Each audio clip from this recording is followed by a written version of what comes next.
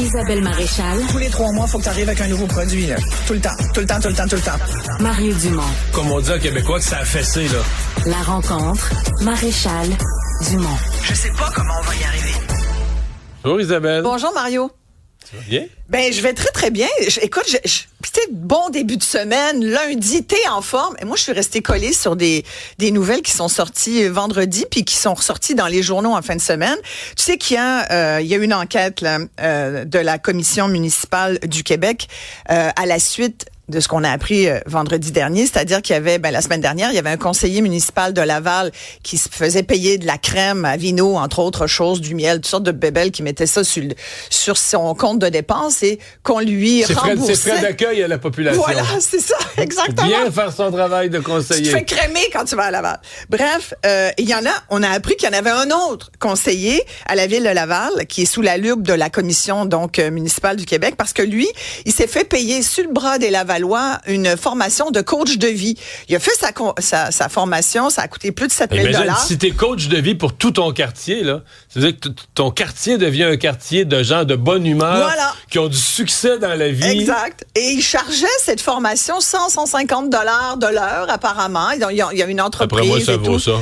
Écoute, mais bref, il va rembourser, là. La ville a dit, on veut rassurer les Lavallois, on va rembourser, mais je trouve ça vraiment tendancieux, ce qui se passe. C'est qu'on soit obligé, heureusement qu'il y a des journalistes pour fouiller ça, heureusement aussi qu'il y a des gens dans les municipalités pour dire, oh mon Dieu, ça n'a pas de bon sens, mais sincèrement, je trouve ça, au moment où on entend, on n'a pas d'argent. Il y a un questionnement à Laval, mais j'ai jamais vu ça. Un programme, je sais qu'eux, ils disent, c'est pas un gros montant. Les conseillers ont 46 000 par année. C'est pas des millions. C'est quand même beaucoup.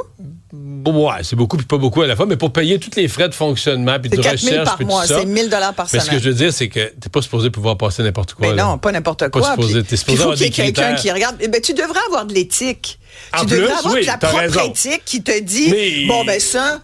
Mais l'humain étant l'humain, il devrait quand même avoir un cadre de dire, regarde, ça rembourse tel type de dépenses. Tu peux pas passer ton pot de beurre de pinot puis ton cours de coach de vie. Exact. Mais tout le monde s'essaye, Mario. C'est ça que ça veut dire. C'est que tout le monde s'essaye. Tout le monde dit, moi, m'essayer d'un coup que ça passe. Mais ça, c'est tout le monde dans la chaîne alimentaire québécoise.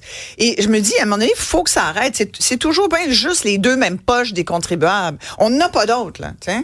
Et l'autre chose qui m'a un peu surpris, je t'avoue, et ce qui m'a aussi surpris, c'est la réaction des gens par rapport... J'en parlais en fin de semaine, la présidente directrice générale, Geneviève Biron, de la nouvelle Agence Santé Québec, qui va rouler en VUS Mazda. Apparemment que le véhicule était déjà dans la flotte. Il coûte quand même... Le coût de ce véhicule, c'est 2 300 $ par mois. Il paraît que Mme Biron va faire beaucoup de routes, sans doute. Elle va aller se balader sans doute au Québec pour voir un peu. L'idée, c'est qu'elle n'est pas allée. Moi, j'ai fait 2 documentaires avec une petite Kia. Tu sais, t'es pas obligé d'avoir un VUS Mazda. Puis là, sauf que Mazda, ça passe mieux que Mercedes, mettons. C'est ça le concept. Ben oui, ça passe mieux dans l'opinion publique. Ah, Mazda, ça passe mieux que la Mercedes, par exemple, Mercedes-Benz du boss de la SAQ. Oui, c'est ça. Ou que la BMW d'Ouellette aussi, ou de la Volvo hybride du président Michael Sabia d'Hydro-Québec. Mais tu sais, moi, je regarde ça, puis je me dis, puis la réaction des gens, c'est de dire, ouais. Encore ce matin, j'en parlais avec l'équipe. Ouais, mais écoute, si ça prend ça, si ça prend un char payé pour que le système de santé aille mieux, mais non, c'est pas ça qui va faire la différence, les amis, là. Tu comprends? Mais non, ce qui va faire la différence, c'est les augmentations de salaire aux infirmières. Ah ben non, ça non plus, ça n'a pas marché. Non, il y a bien des affaires qui marchent pas. Bon. Écoute, mais moi, je trouve qu'ils sont grassement payés, sincèrement. Moi, je questionne encore des salaires aussi élevés. Pour la présidente de Santé Québec? Pour toute l'œuvre de Santé Québec. Oui, mais en nombre d'employés, c'est la plus grosse business au Québec. C'est la plus grosse agence. On n'avait pas, là, on va en avoir. Plus d'employés que tous les autres. En fait, je pense que le deuxième plus gros employeur, c'est Métro, là, mais c'est devient le plus gros employeur. Elle devient la plus grosse PDG agence, au Québec. Oui, tout à fait. En nombre d'employés, en tout cas. Oui, mais est-ce que... Elle gagne quoi, 500 000? 652 000 les équivalents gagnent 8 millions, 10 millions, 12 millions dans le privé.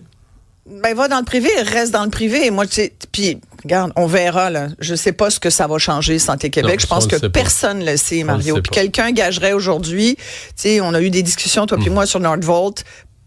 La façon dont ça s'en va, ça se rapproche du DALO, là. Qui dit que Santé Québec va fonctionner comme il faut? Tu sais, c'est sûr qu'on donne la chance aux coureurs, puis on voudrait bien que ça marche.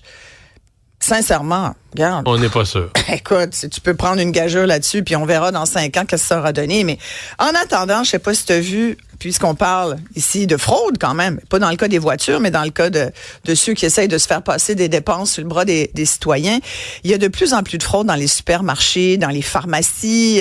Tu parlais tout à l'heure, d'ailleurs, avec le porte-parole de Pharmaprix que j'ai accroché, qui m'a confirmé qu'effectivement, c'est une plaie. Quand tu parles de fraude, de vol par leurs propres employés. Par leurs propres employés, mais aussi par les clients. Ce qu'on m'a dit, c'est qu'il y a à peu près, ça c'est un chiffre là, qui circulait, Jacques Nantel, spécialiste en marketing, à qui j'ai parlé hier, me disait justement que c'était le cas.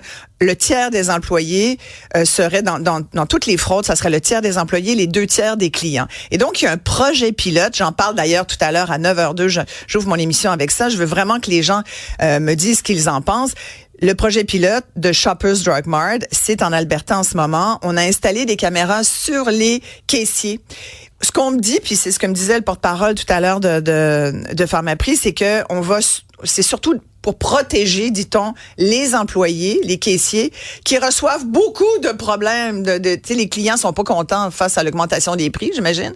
Et il y aurait des actes de violence perpétués vis-à-vis des caissiers. Alors, par protection pour leurs employés, mais je pense que la vraie affaire en dessous, c'est qu'il y a des vols et il y aurait des groupes organisés. Il paraît là que ça rentre avec des tu sais, les carrosses d'épicerie, ça remplit ça passe la porte au nez des gardiens de sécurité. Parce que maintenant, il y a de plus en plus de gardiens de sécurité. As-tu remarqué ça? Oui. Avez-vous ça, vous autres, à Boucherville? Là? Non, je suis pas à Boucherville, mais oui. Mais je pense que les commerces sont pas joués. Écoute, je parlais l'année passée là, en entrevue avec le porte-parole des quincailliers. Ouais. Puis il disait comment c'est ridicule. Là. Je disais, mettons, ils se font voler là, des perceuses ou des équipements là, qui valent 150, 200 piastres. Tu sais, quand même des... mais il disait, tu la vois l'après-midi sur Marketplace? C'est ça. C'est emballé dans le plastique. Tu vois que c'est pas seconde main, là, c'est neuf, emballé dans le plastique. Il dit, ça a été volé un matin, là. C'est fou pareil. Mais il faut quand même avoir du front. Un front oui, mais les policiers vont toujours dire, là, il y a plus urgent, il y a plus grave, il y a des crimes violents, puis tout ça. Mais là, est-ce qu'on veut que les caissiers, tu sais, on a eu les policiers. Est-ce qu'on veut être filmé par notre caissier? Est-ce qu'on veut être filmé par notre caissier? Alors, c'est la question que je pose à 9h. On t'écoute 9h.